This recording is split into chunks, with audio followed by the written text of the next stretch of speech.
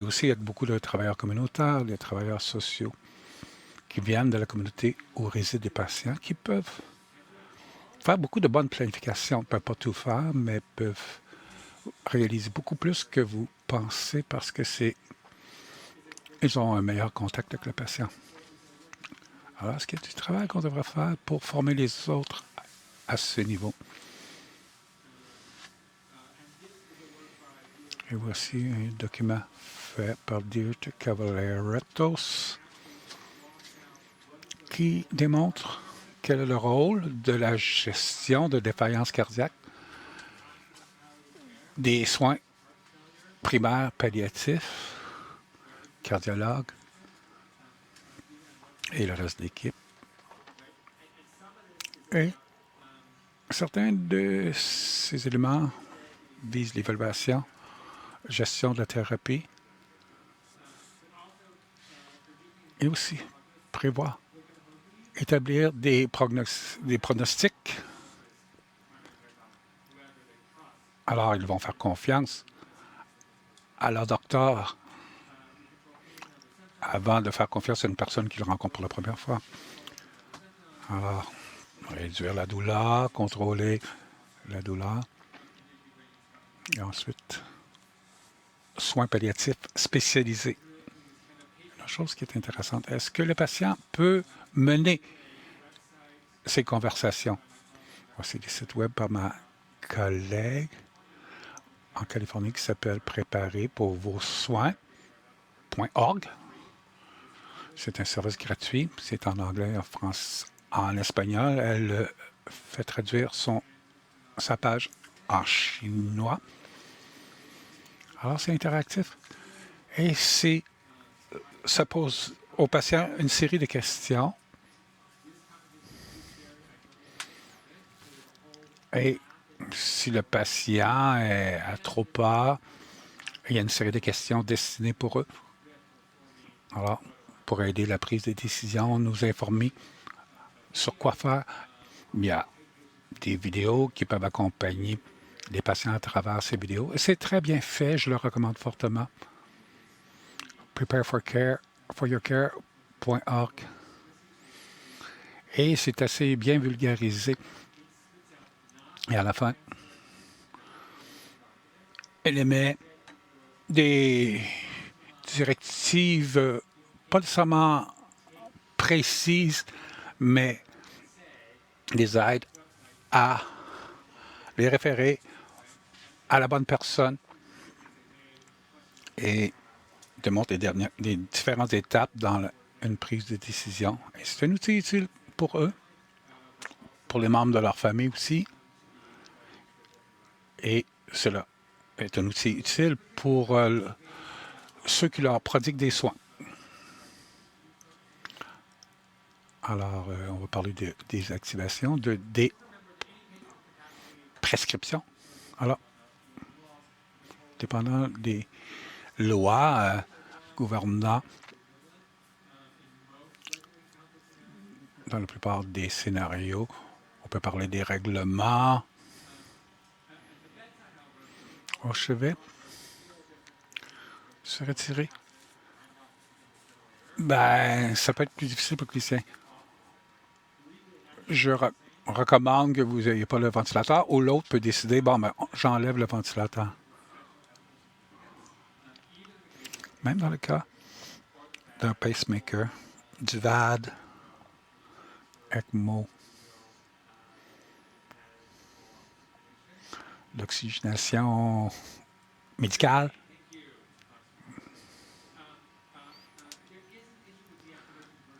Il y a un problème en désactivation plutôt que retirer l'appareil. Alors, ça dépend de l'appareil qu'on utilise. C'est une étude qu'on a réalisée il y a quelques années. 6 hôpitaux. Un essai de 5 ans pour les cliniciens. Intervention pour améliorer la communication entre les spécialistes et les patients.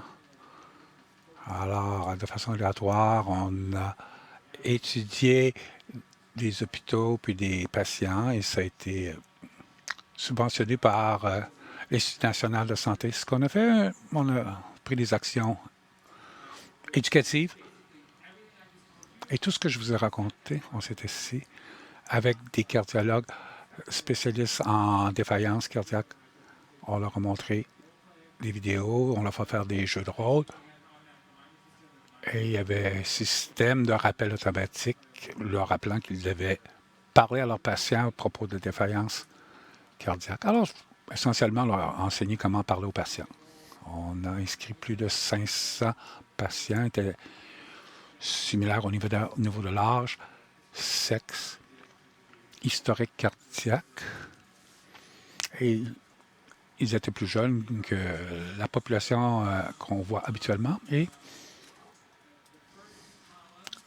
ici, dans les deux premières colonnes, c'est tous les échantillons.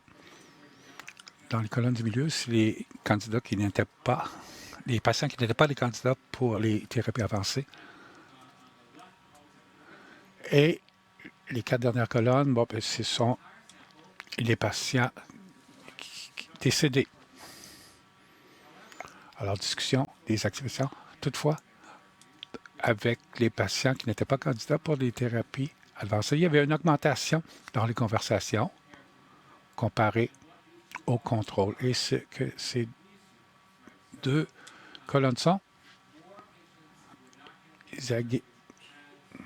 bon, ceux qui n'étaient pas candidats pour des thérapies avancées avaient plus de conversations, mais il n'y avait pas de différence au niveau de la désactivation des appareils. Et moi, ça va avec moi parce que je veux m'assurer que les patients peuvent recevoir une injection à leur fin de vie.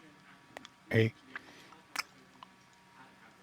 on a montré aux cliniciens comment tenir ces conversations. Mais on voit que les chiffres, les données sont similaires. Et ce que ça me dit, c'est qu'on montrait aux cardiologues une nouvelle technique qu'ils choisissaient à ouvrir ou désactiver, tout dépendant des options disponibles pour le patient. Qu'en est-il des autres traitements? Nous allons penser à comparer les avantages par rapport aux objectifs. Les avantages ne sont pas toujours ceux qu'on croit. La resynchronisation des appareils permet aux patients de mieux se sentir. Quand on demande aux patients comment ils se sentent par rapport à leur appareil, eh bien, ils sont heureux de pouvoir juste déambuler dans la salle.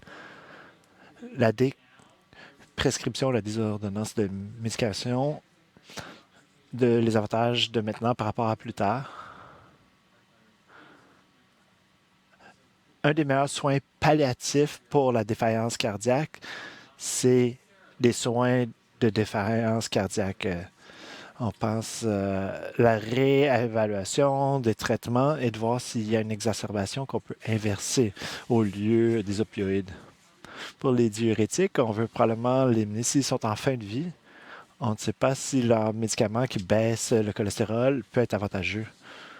Pourquoi l'anticoagulant? C'est à cause du risque annuel d'ACV ou à cause de l'appareil? Je n'ai pas de réponse magique. Je n'ai pas une réponse catégorique, soit de maintenir la médicamentation ou d'arrêter la médicamentation, mais le principe est toujours autour du traitement de l'insuffisance cardiaque en général. La liste des symptômes en défaillance cardiaque est très longue. Je les ai présentés préalablement. Le meilleur traitement pour ces symptômes, c'est la gestion de la défaillance cardiaque sous-jacente. C'est le point le plus important à retenir. Ce n'est pas quelle médicamentation est correcte. Je vais vous parler des doses de morphine plus tard, mais n'oubliez pas qu'il y a des éléments très importants pour traiter l'insuffisance cardiaque sous-jacente qui aide les personnes à mieux se sentir. Pour le cancer, il y a des doses très élevées d'opioïdes. 30 mg de morphine oralement 3 fois par jour, des grandes doses d'hydromorphone, de fentanyl, avec des timbres transdermiques à 125 mg par heure. Les craintes de surdose d'opioïdes ne sont pas fondées. Si je donne à un patient 5 mg de morphine orale, ils ne vont pas arrêter de respirer, même avec leur condition cardiaque. Comment améliorer notre communication avec les personnes? Il faut reconnaître la complexité de ma présentation. Il faut planifier pour le mieux, se préparer au pire. Lorsqu'on parle aux oncologues, en général, ils vont dire j'ai besoin d'aide pour gérer la douleur. Lorsqu'on demande à des cliniciens en insuffisance cardiaque, ils savent comment gérer les symptômes, mais ils veulent aider à expliquer aux patients où ils sont dans leur courbe.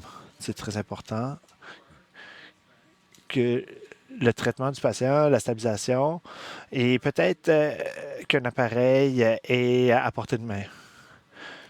Si on donne ça à des cardiologues en insuffisance cardiaque ou des cardiologues généralistes ou les spécialistes de la glande thyroïde, ils vont penser qu'on interchange un problème pour un autre. C'est pas vraiment une guérison. Mais pour le patient avec une greffe, ils ont l'impression que leur maladie va être guérie.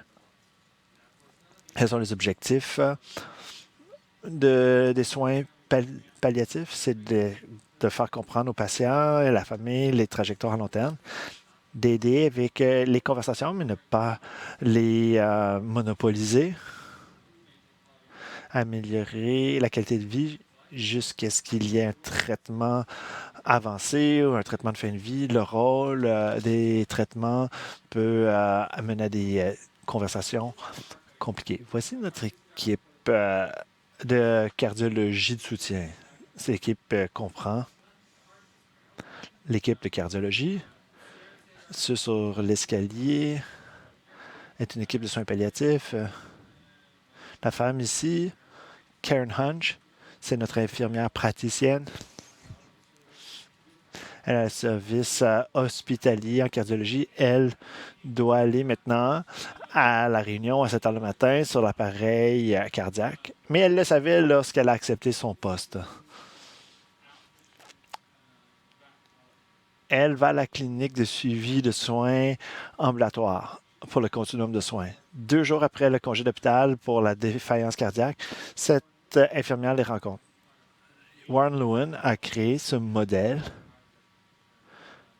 Après que Lawrence soit parti, nous avons embauché une infirmière praticienne pour assumer ce rôle. Voici nos données. Nous travaillons encore sur ces données. Les chiffres n'étaient pas tout à fait prêts aujourd'hui. Lorsqu'on compare à des patients qui avaient de la consultation régulière en soins palliatifs, les membres d'équipe sont plus jeunes. Ils ont une mortalité plus faible et une plus faible probabilité d'avoir un congé d'hôpital. Nous voulons rencontrer les patients à la maison pour nous permettre d'avoir de meilleurs soins palliatifs. Mais qui est le bon patient à référer à des soins palliatifs spécialisés? Lorsque les symptômes sont incontrôlés ou réfractaires, des patients qui vont probablement mourir à l'admission, des cas complexes à la maison, 2 hospitalisations plus par année pour insuffisance cardiaque, multiples transferts entre l'hôpital, et les patients et les familles ne semblent pas comprendre la situation. Entre guillemets. Parfois, les familles et les patients ne comprennent pas par manque d'explication. Parfois, ils ne veulent pas comprendre. Et parfois, on n'a pas un système qui les aide à atteindre leurs objectifs. Les personnes entendent soins de fin de vie ou soins palliatifs. Les données sont très claires. Les patients et les familles en général ne comprennent pas ce que signifient les soins palliatifs. Voici une façon simple de parler de cardiologie, de soutien. On va demander à une équipe de venir voir pour vous aider à bien vivre avec votre insuffisance cardiaque. Ça s'appelle les soins palliatifs. On ne parle pas de soins de fin de vie. On va vous aider à avoir la meilleure qualité de vie. La meilleure équipe pour le faire est l'équipe de soins palliatifs. Les patients et les familles vont comprendre comment on peut les aider si on présente les soins de façon qui n'est pas épeurante. En résumé, les patients qui ont de l'insuffisance cardiaque ont des grands besoins de soins palliatifs. Les traitements les traitements pour l'insuffisance cardiaque changent selon le pronostic, la trajectoire et la nature de la décision sur les appareils. Et les soins palliatifs peuvent être offerts sur mesure pour les patients avec de la défaillance cardiaque.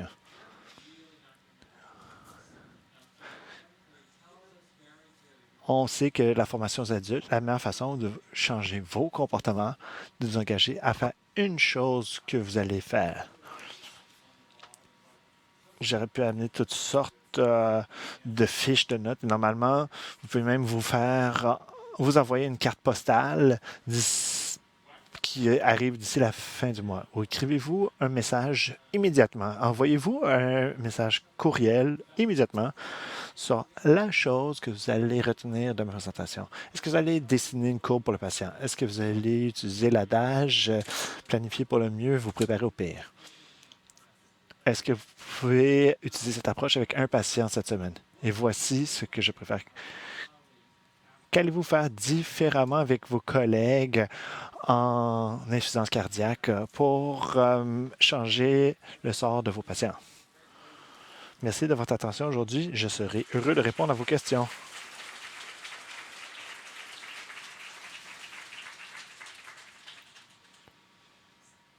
Merci beaucoup, Dr. Grossi. Nous avons quelques questions soumises par l'application.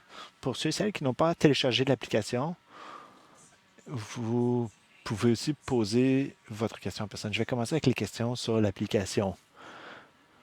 Dr. Grossin, vous avez parlé de douleur et les difficultés inflammatoires. Pouvez-vous expliquer pourquoi les patients avec la défaillance cardiaque ont de la douleur cardiaque? Je peux expliquer ces douleurs du mieux que je puisse.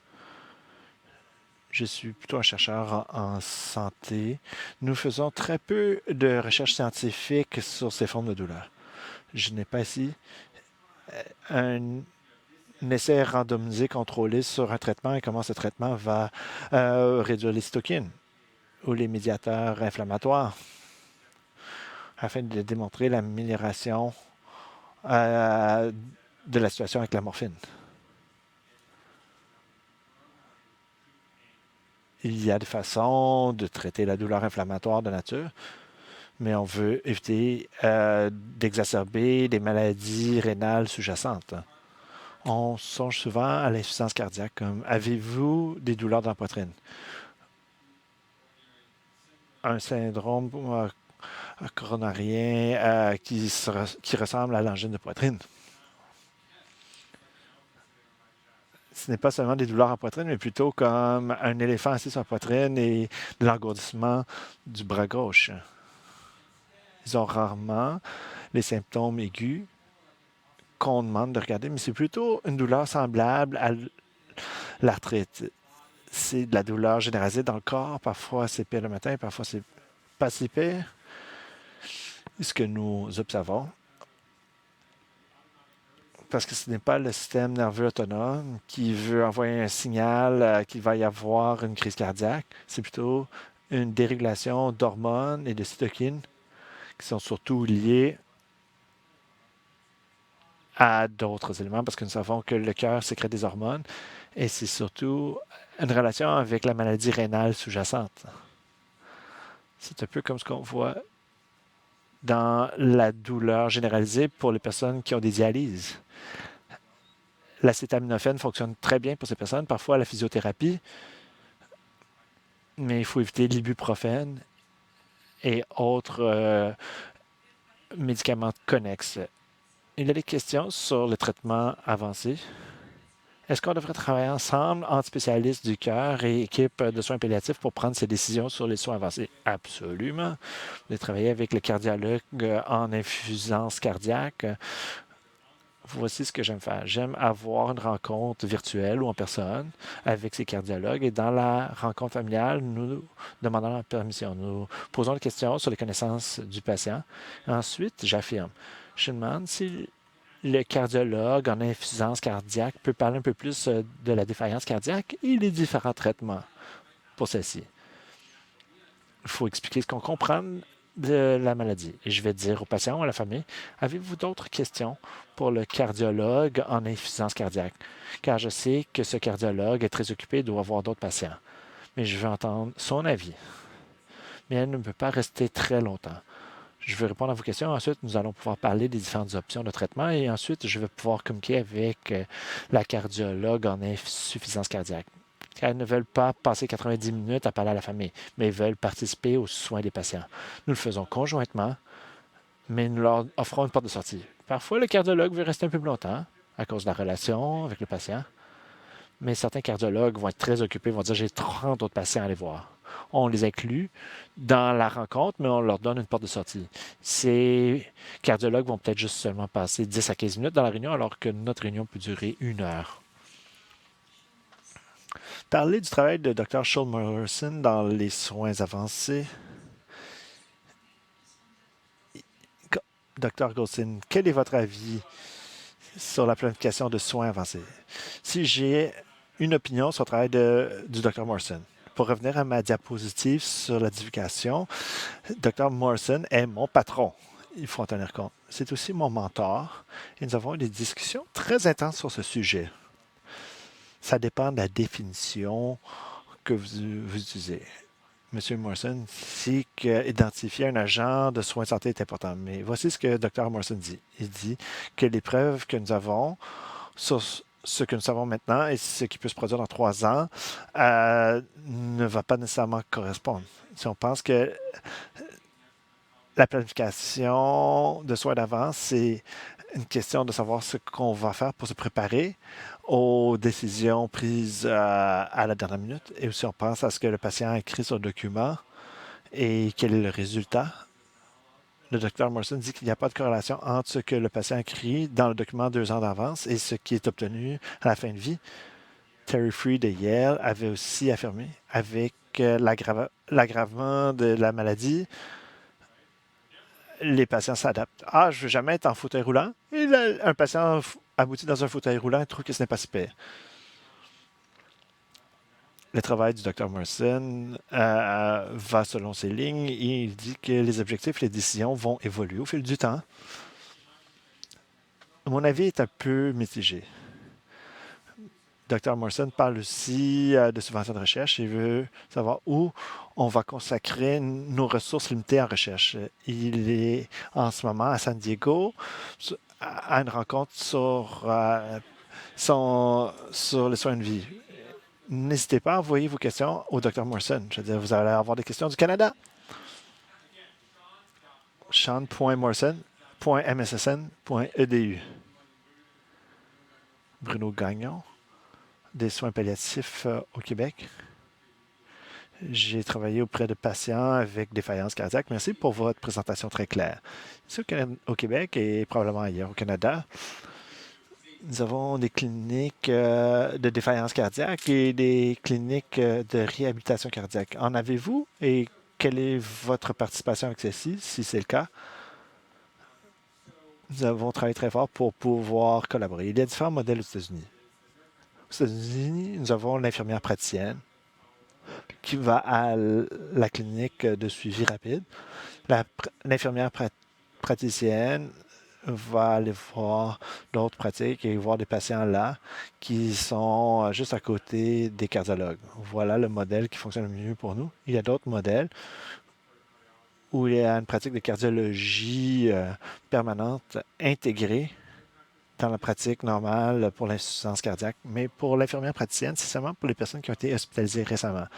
Il y a d'autres personnes qui font de la cardiologie de soutien où ils sont continuellement en pratique d'insuffisance cardiaque. Il y a toutes sortes de modèles différents aux États-Unis à cause d'enjeux de disponibilité de chambres et de remboursement de l'assurance maladie.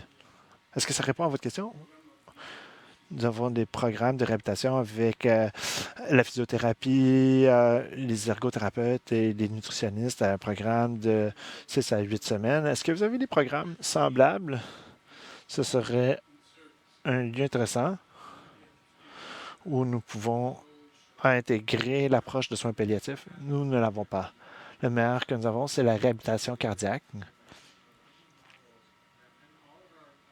Tous nos modèles de soins palliatifs sont interdisciplinaires. C'est surtout travailleurs sociaux, infirmiers et médecins. C'est rare d'avoir des physiothérapeutes ou d'autres spécialisations, mais ce serait intéressant comme approche. Merci Bruno. Monsieur Goldstein nous a mentionné que le traitement palliatif, le meilleur traitement palliatif est le traitement d'insuffisance cardiaque. Est-ce qu'il y a d'autres façons que les soins palliatifs peuvent améliorer les euh, résultats de santé en insuffisance cardiaque? La part des travaux se font sur le traitement. On espère améliorer le fonctionnement systolique, mais le meilleur résultat qu'on peut avoir, c'est réduire l'utilisation, réduire les visites à l'urgence, réduire les séjours aux soins aigus.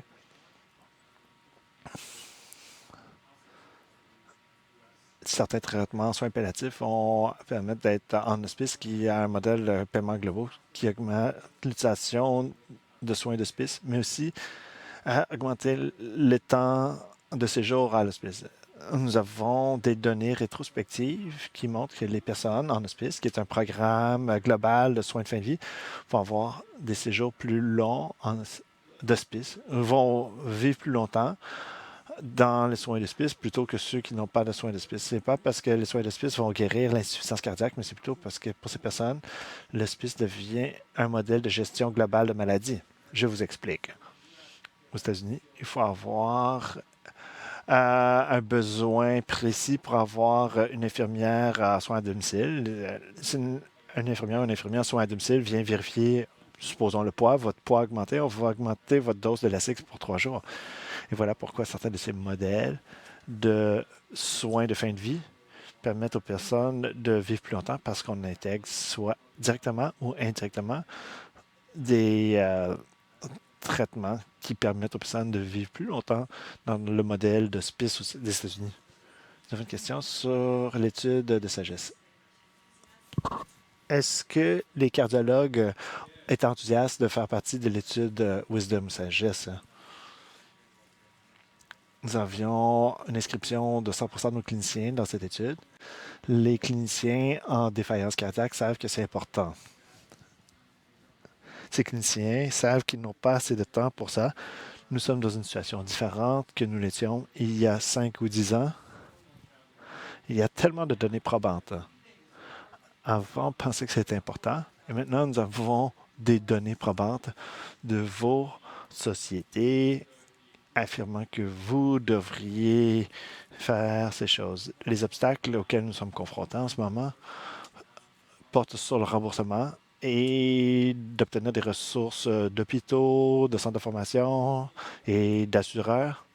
Il y a des nouveaux programmes d'assurance et je sais que les Canadiens, vous les connaissez toutes sur le système assez fou de remboursement de dépenses de santé. Nous devons travailler avec les assureurs parce que nous savons que ça peut améliorer les résultats et baisser les coûts. Ce sont des choses très prometteuses aux États-Unis.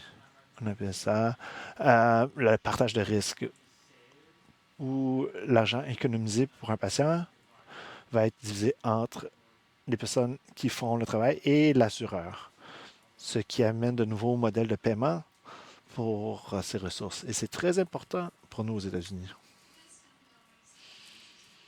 Est-ce qu'il y a des outils faciles à utiliser pour trouver le bon équilibre avec l'analyse de risques et de complications? Il y a certaines personnes qui ont des ventilateurs. Il y a différentes façons de déterminer la mortalité des personnes sur des ventilateurs. Ce serait peut-être plus dans la littérature en cardiologie. Je ne sais pas s'il y a des modèles de risque pour les personnes qui ont ces traitements avancés, mais peut-être que je me trompe. N'hésitez pas à me corriger. Je vais changer de sujet. Je pose une question sur la formation. On parle de renforcement de capacité pour la cardiologie de soutien. Est-ce que les soins palliatifs font partie de la formation médicale aux États-Unis? Est-ce que ça pourrait changer le rôle de notre spécialisation? Tous les étudiants en médecine doivent avoir une certaine formation en soins palliatifs. Chaque étudiant de troisième année en médecine va passer 2 semaines sur notre service hospitalier en soins palliatifs. Tout dépend du programme et de l'école de médecine. on voit une demande des différents spécialistes en cardiologie. Ils veulent savoir pourquoi il n'y a pas d'autres présentations sur les soins palliatifs, pourquoi on n'a pas plus de formation comme question. Les changements les plus solides actuels viennent des apprenants. Ce sont les apprenants, les étudiants en médecine qui veulent avoir plus de formation. Ils veulent des formations qui intègrent bien les services palliatifs. Nous voyons certains mandats, mais nous voyons un changement générationnel où la demande de formation ne vient pas des programmes, mais des personnes qui suivent les formations. J'ai une question selon les mêmes lignes que la question de Bruno. Pour ceux qui souhaitent créer ces cliniques, comment peut-on trouver les bonnes personnes dans les cliniques de défaillance d'organes?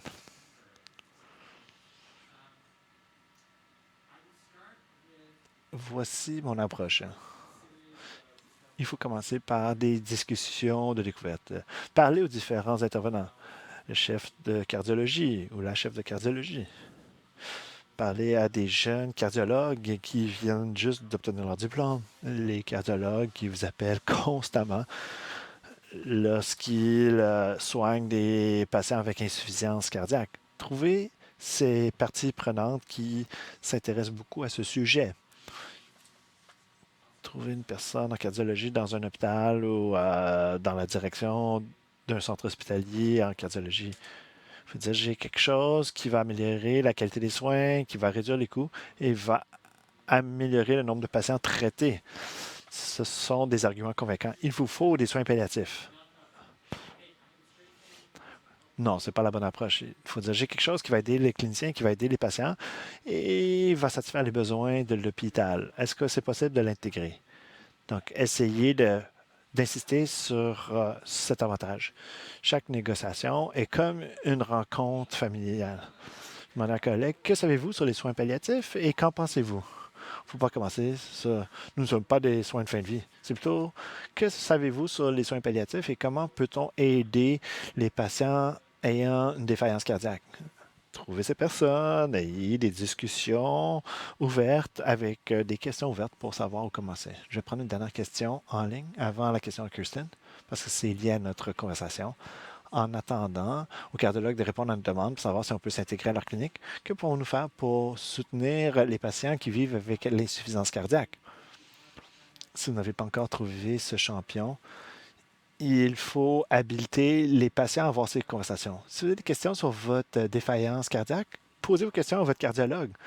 Est-ce qu'on peut écrire 3 questions pour lesquelles vous voulez des réponses? Amenez ces questions au cardiologue. J'adore envoyer un courriel pour dire, j'ai parlé à Mme Jones aujourd'hui. Elle a trouvé ces 3 questions spontanément. Peut-être que je l'ai un peu encouragé, mais ça marche. D'avoir un site web, Prepare for Your Care. Les patients peuvent imprimer le document, ils peuvent le mettre sur la table dans la salle d'examen. J'étais sur ce site web et j'aimerais parler de ces sujets. C'est vraiment une question d'habilitation de patients plutôt que de soins palliatifs. C'est la même technique qu'on utilise pour paver la route ou habiliter les patients ou faire les deux. Kristen Wetland, allez-y. Bonjour, merci beaucoup pour votre présentation. J'aimerais faire un point sur pouvoir avoir des soins hospitaliers pour notre clinique pour les patients avec insuffisance cardiaque. C'était plus facile de s'intégrer lorsque nous avons commencé à faire partie d'une approche. Au début, c'était difficile, c'était des cas individuels. Maintenant, nous voyons les patients qui ont des appareils, des patients qui sont évalués pour des greffes. Ça a augmenté notre présence dans ce groupe. Mais pour chaque patient qui échoue dans les cliniques de défense cardiaque, n'ont pas de référence, mais maintenant nous voyons des centaines de patients référés par année. Et je plaide que la greffe est une intervention palliative et je dis tout le temps à mes spécialistes de greffe que c'est le cas. Enfin, j'ai une question. Nous avons réalisé une étude dans laquelle nous avons demandé aux cardiologues partout au Canada sur l'accès aux soins palliatifs. et nous avons demandé leur attitude quant aux soins palliatifs. Les résultats ne sont pas surprenants, ce sont les mêmes aux États-Unis. Voici les questions dans notre étude. Comment les cardiologues se sentaient sur la gestion des soins palliatifs? Et la part des cardiologues pensaient que les spécialistes de soins palliatifs n'avaient pas de connaissances suffisantes pour traiter les patients. Comment peut-on changer la donne? Merci, félicitations pour votre travail. Je suis d'accord à 100% avec les cardiologues. Nous n'avons pas assez de connaissances en soins palliatifs. Voilà pourquoi je commence à parler dans ma présentation du nous par rapport à eux. Nous présumons que chaque patient est en fin de vie. Nous présumons qu'il n'y a pas d'utilité à avoir un appareil. Nous présumons que les patients n'auront jamais la greffe. On a écrit beaucoup de choses à ce sujet, soit quel est le rôle des soins palliatifs et comment peut-on améliorer nos connaissances en soins palliatifs. Je me souviens encore de l'époque où je faisais une étude sur un appareil. Le cardiologue me disait, est-ce que vous parlez seulement des appareils ou est-ce que vous voulez inclure des personnes qui ont des cœurs artificiels complets? Je ne savais même pas que c'était une technologie. J'ai dit, évidemment, il faudrait les inclure. Ce n'était pas une personne que je connaissais. J'ai envoyé un message à une amie cardiologue. Elle m'a expliqué quelle était la technologie. C'était un peu inconnu.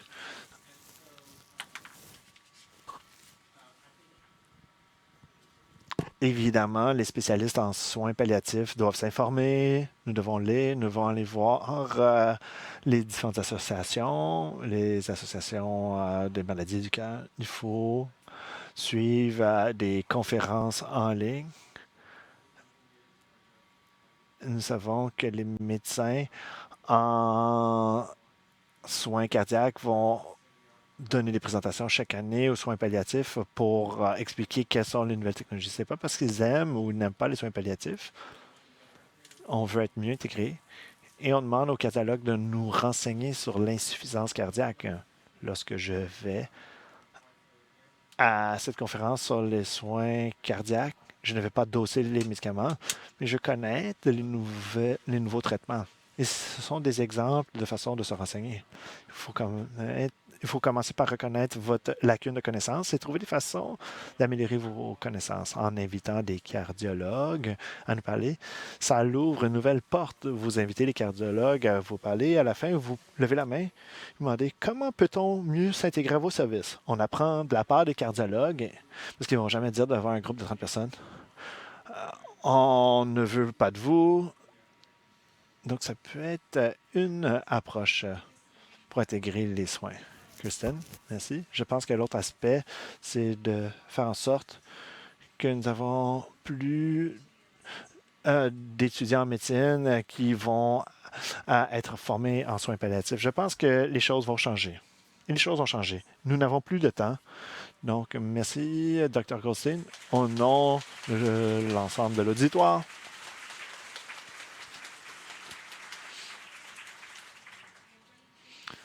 Merci pour votre belle présentation. J'aimerais remercier ma co-animatrice. Merci au nom de la Société canadienne des médecins en soins palliatifs. Merci beaucoup.